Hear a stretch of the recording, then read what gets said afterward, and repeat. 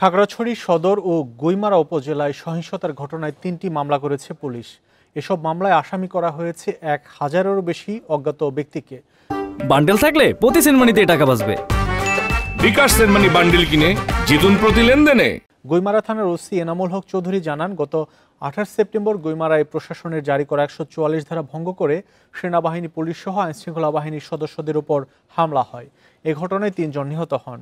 এতে হত্যার অভিযোগে ১০০ জনকে আসামি করে মামলা হয়।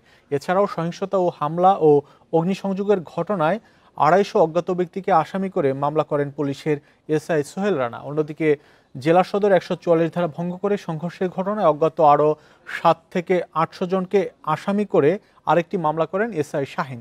গত ২৩ সেপ্টেম্বর রাতে মারমা কিশোরীকে ধর্ষণের অভিযোগ এনে যুগ্ম ছাত্র জনতার সড়ক অবরোধ কর্মসূচিতে উত্তাল হয়ে ওঠে খাগড়াছড়ি।